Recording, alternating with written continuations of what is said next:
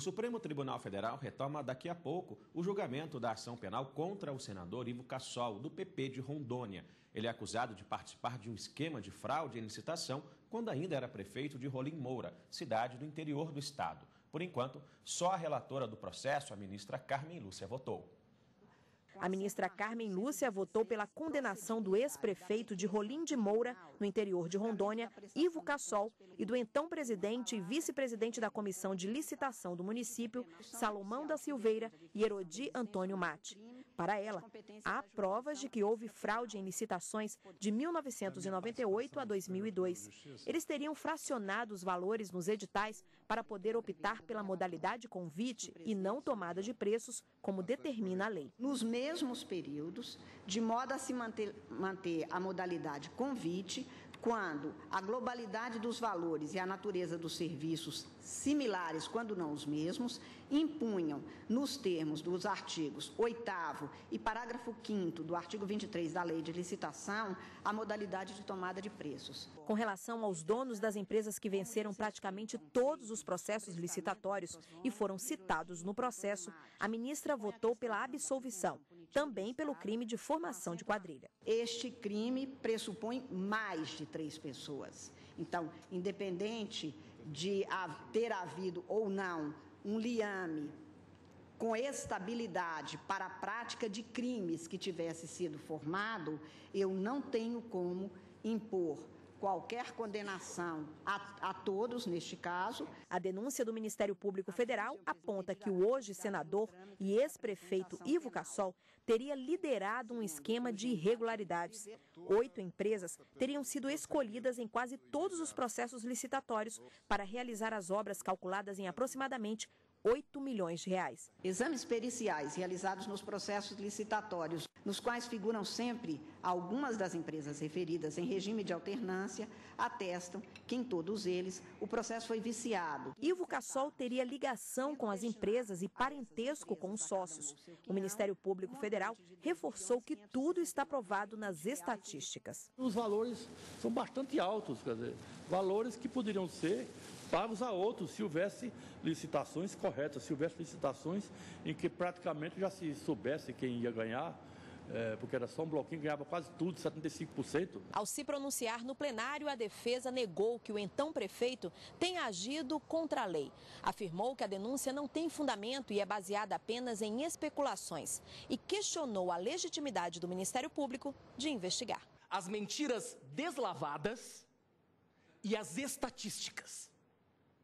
Pois é exatamente de mentiras deslavadas e de estatísticas que diz respeito o presente processo. Há o risco do Ministério Público falhar na busca da verdade real. E durante a mesma sessão, o presidente do Supremo Tribunal Federal fez um balanço sobre o julgamento de processos com repercussão geral reconhecida. Disse que no primeiro semestre deste ano, o Supremo julgou 29 processos com repercussão geral. Esse instrumento é aceito nos recursos de grande importância jurídica, social e econômica. Resultado, a iniciativa do STF refletiu em mais de 65 mil casos analisados pelos tribunais de todo o país. No plenário virtual foram analisados 38 temas da repercussão geral. Dentre esses temas, chamam a atenção para o fato de que 19 já permitem a aplicação pelos tribunais de origem dos seus efeitos. São os casos de repercussão geral reconhecida com a aplicação da jurisprudência reafirmada da Corte e aqueles em que a repercussão geral foi recusada. Produzimos, neste mês de agosto, a primeira edição do Boletim de Repercussão Geral, que foi enviado a todos os gabinetes e que também está disponível na página do Supremo Tribunal Federal na internet. Bom, em dia de sessão plenária, a gente também recebe aqui a consultora jurídica da TV Justiça, a doutora Gisele Reis. Doutora, boa tarde, obrigado pela participação mais uma vez. Ontem a defesa alegou prescrição do crime. Qual foi o entendimento dos ministros sobre isso? Boa tarde, Fred. Boa tarde a todos. Foram várias as preliminares, inclusive, que foram levantadas pela defesa. Especificamente em relação à prescrição, houve por votação unânime, os ministros afastaram essa questão. E como é que funciona a análise dessa questão do processo criminal? Antes de se ter uma sentença condenatória irrecorrível, essa prescrição ela é analisada com base na pena máxima fixada para o crime. No caso das acusações, havia um crime com pena máxima de 3 anos, formação de quadrilha, e o outro com pena máxima de 4 anos, fraude aos contratos de licitação. E o Código Penal estabelece que para esse tipo de pena, ou seja, aquela pena que é superior a 2 anos e que não excede a 4, prescreve em 8 anos. Então, o que a ministra relatora avaliou? Entre a data dos fatos que foram praticados por volta do ano de 1998 a 2001, 2002, e a data do oferecimento da denúncia, que foi oferecida em 2004, não houve esse lapso temporal de 8 anos. Como a denúncia foi recebida pelo STJ em 2005, então aí passou-se a contar um novo prazo. Entre a data do prazo do recebimento da denúncia e a data atual de julgamento, também não passou esse lapso temporal de 8 anos. Então, por essa razão, ela concluiu que não havia ainda sido alcançado pela prescrição os ilícitos penais, e esse foi o entendimento que também foi seguido pelos demais ministros. Tá certo, doutor. E com relação à investigação conduzida pelo Ministério Público, a gente viu ali que a defesa alegou, questionou um pouco. Como é que ficou essa investigação? Tudo aconteceu, Fred, porque esses fatos todos foram constatados por meio de um inquérito civil que foi conduzido pelo Ministério Público de Rondônia. Nesse inquérito civil, foi a partir daí que ficou demonstrado aí indícios da prática desses ilícitos penais. O que a ministra Carmen Lúcia, ela votou nesse sentido e também foi acompanhada pelos ministros do Supremo Tribunal Federal, foi no seguinte entendimento.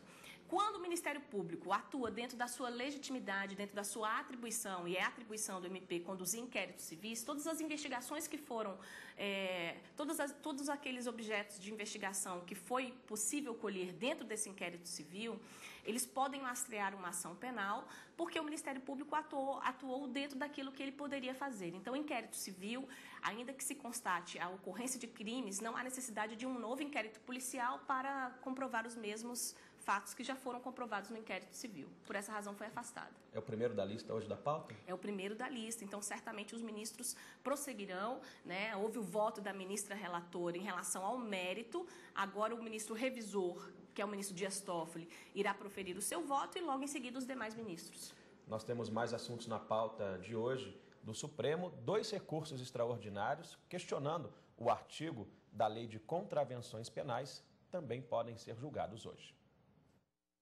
Nos 2 recursos extraordinários, os réus contestam o acórdão do Tribunal de Justiça do Rio Grande do Sul, que manteve condenação baseando-se nas penas do artigo 25 do Decreto-Lei 3.688 de 1941, conhecido como a Lei de Contravenção Penal. De acordo com esse artigo, pessoas que foram condenadas por roubar ou furtar ou em liberdade provisória e mendigos não podem, sem comprovar destinação legítima, portar chaves falsas ou alteradas, além de qualquer instrumento que possa facilitar o crime de furto. A defesa alega que esse artigo é inconstitucional por violar o princípio da ofensividade. O Ministério Público do Estado do Rio Grande do Sul se manifestou no sentido de negar o pedido.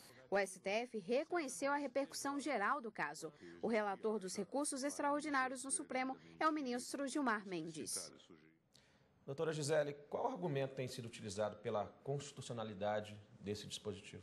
Fred, basicamente, aqueles que entendem que esse dispositivo foi recepcionado pela Constituição entendem da seguinte maneira.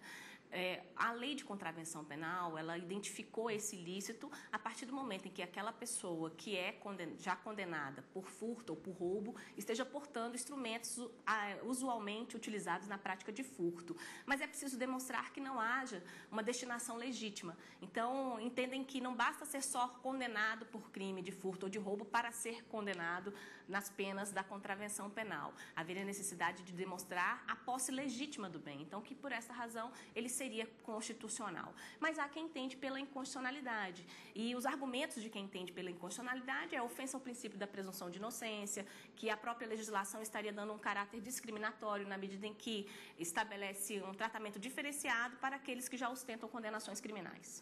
Qual o impacto dessa decisão, já que ela teve repercussão geral reconhecida. Significativa, até porque quando se tem a existência da repercussão geral, aquilo que for decidido pelo Supremo Tribunal Federal deverá ser seguido por todas as demais instâncias do Poder Judiciário. Então, essa decisão ela acaba tendo um efeito vinculante em relação a todas as demais esferas do Poder Judiciário. A grande controvérsia aqui é exatamente saber se esse dispositivo que está previsto na Lei de Contravenções Penais, que constitui um ilícito penal que tem uma pena de 2 meses a 1 ano, se ele foi ou não recepcionado pela Constituição Federal. Tá certo, doutora.